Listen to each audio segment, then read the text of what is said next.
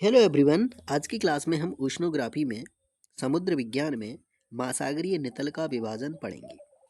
Division of the ocean floor बहुत important class है जो UGC NET, MP SET, MP TET, KVS, NBS, D triple S B, PGT exam के लिए बहुत ही important class है।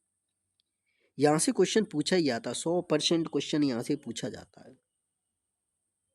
जो स्टूडेंट हमारे क्लास में नए वो हमारा चैनल सब्सक्राइब जरूर करें, लाइक भी करें और अपने दोस्तों को शेयर भी करें, जिससे उनको भी लाभ हो, उनको भी पता चले कि division of the ocean floor क्या है, महासागरीय नितल का विभाजन क्या है। ओके, आज की क्लास में हम आपको ये भी बताएंगे कि यहाँ से क्वेश्चन कैसे पूछा जाता है, क्वेश्चन पूछने का तरीका क्या है और कैसे क्वेश्चन पूछा जाता है, ये जानेंगे। इसीलिए आपका हमारी क्लास में निरंतर और अंत तक होना बहुत ज़रूरी है। ठीक है, तो गाइस अब हम स्टार्ट करते हैं।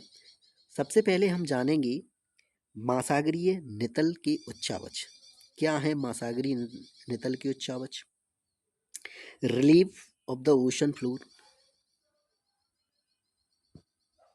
स्थल खंड की तरह जैसे जमीन पर, जैसे पृथ्वी के स्थल खंड पर, स्थल खंड की तरह महासागरों के अंदर भी ऊंचे पर्वत, गहरी खाइयां, मैदान आदि स्थित होते हैं।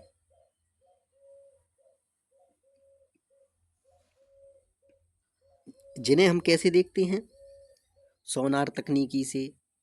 ठीक है, आधुनिक उपकरणों की सहायता से हम महासागर के आंतरिक भागों को हम देख सकते हैं। ठीक है, आप देख सकते हैं ये क्या है, ये महासागरीय नितल की उच्चावच हैं, जैसे ट्रेंच। ठीक है, आप मैप में देख सकते हैं, ओशनिक आइलैंड्स, ठीक है, वॉल्केनिक अर्क, अवेजल प्लेन। ओके गाइस, ये क्या है, ये उच्चावच है, relief of the ocean floor. ठीक है, कॉन्टिनेंटल राइज। ठीक है, तो पता चल गया आपको कि महासागरीय उच्चावच क्या है, महासागरीय नितल के उच्चावच क्या है। नेक्स्ट है, पृथ्वी पर होने वाली विभिन्न निर्माणकारी और विध्वंसकारी भौगोलिक प्रक्रियाएं, जैसे प्लेट विवर्तन, ज्वालामुखी क्रिया, अपर्दन, निक्षेपण आदि के द्वारा समस्त महासागरीय अधस्थल की रचना हुई।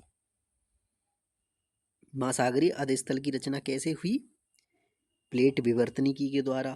ठीक है, ज्वाला ये वॉल्केनिक आर्क के द्वारा, आप देख सकते हैं यहाँ पर।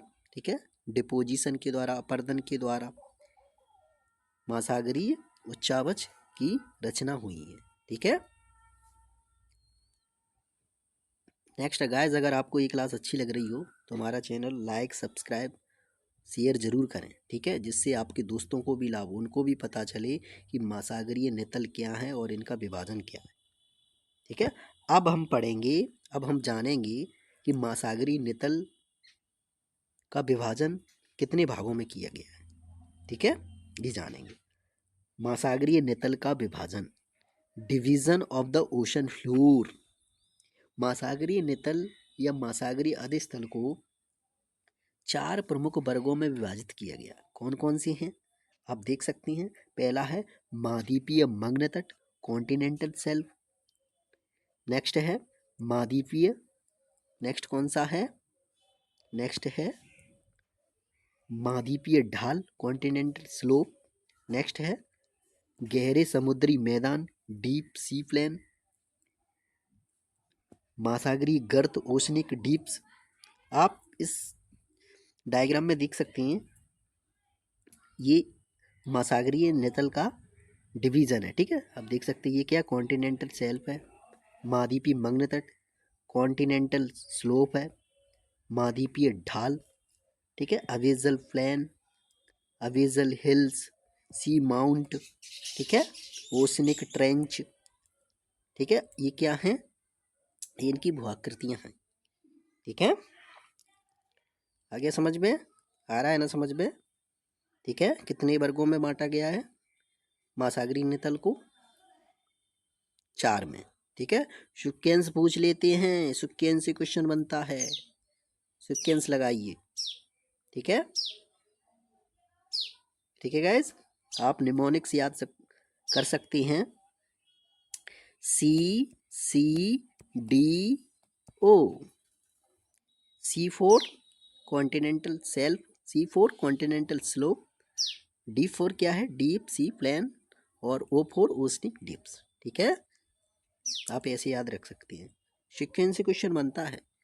ठीक है गाइस, गाइस अगर आपको समझ में आ रहा हो तो लाइक सब्सक्राइब शेयर ज़्यादा से ज़्यादा करें। ठीक है, जिससे आपके दोस्तों को भी बेनिफिट हो जाए। ठीक है, उनके भी कॉन्सेप्ट क्लियर हो जाए, उनको भी पता चल जाए कि महासागरीय नितल का विभाजन कितने भागों में किया गया है। ठीक है, तो आज हम महासागरीय नितल के विभाजन में महाद्वीपीय मंग्ल तट को विस्तार से समझेंगे। ठीक है, महाद्वीपीय मंग्ल तट कॉन्टिनेंटल शेल्फ, महाद्वीपीय एवं महासागरों के मिलन क्षेत्र में महाद्वीप का महासागर की ओर बढ़ा हुआ जलमग्न भाग क्या कहलाता है, महाद्वीपीय मंग्ल तट कहलाता है।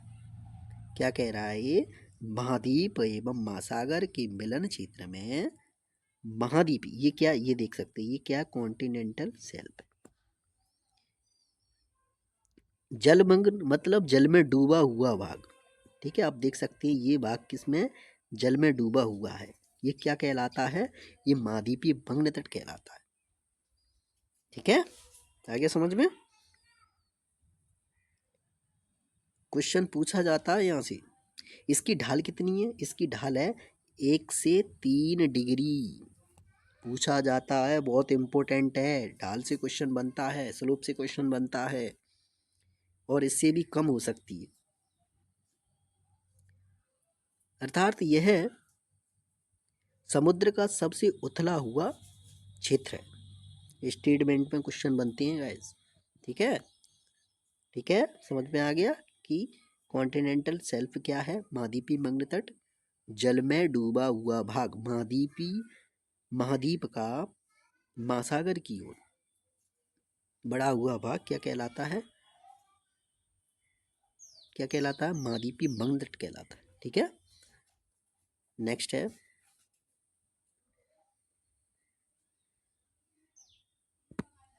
बहुत इंपॉर्टेंट क्लास है गाइस, यहीं से क्वेश्चन पूछा जाता है।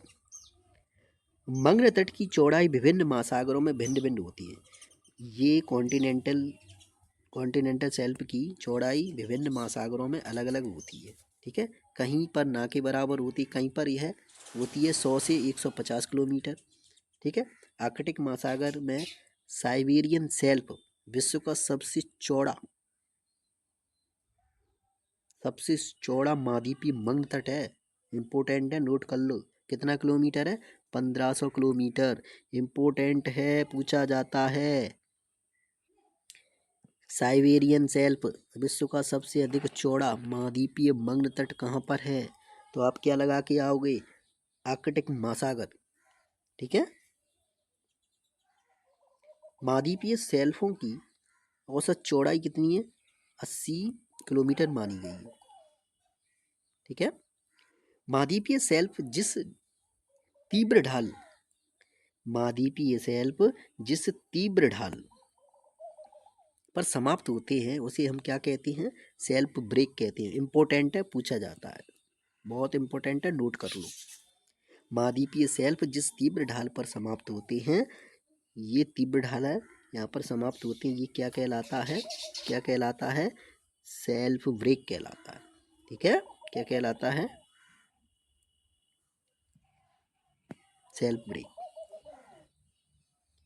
ठीक है गाइस, नेक्स्ट है गाइस, अगर आपको ये क्लास अच्छी लग रही हो तो लाइक शेयर और सब्सक्राइब ज़रूर करें, और अपने दोस्तों को ज़्यादा से ज़्यादा शेयर कर दो, उनके भी कॉन्सेप्ट क्लियर हो जाए, उनको भी पता चल जाए कि महाद्वीपीय मंग्ल तट क्या है। ठीक है, विभिन्न भौगोलिक कारकों जैसे आचांशी स्थिति है, तापमान, चट्टानी संरचना, विवर्तनिक प्रभाव, नदियों का प्रभाव आदि से महाद्वीपीय मग्न तट कई तरह की होती हैं। ठीक है, इनके प्रभाव से महाद्वीपीय मग्न तट की रचना विभिन्न प्रकार की होती है। ठीक है, उदाहरण के रूप में आप समझ सकते हैं, जैसे हिमानी निर्मित मग्न तट, प्रवाल भित्ति निर्मित मग्न तट और नदी मुहाने पर निर्मित मग्न तट। ठीक है, आ रहा है समझ में। नेक्स्ट है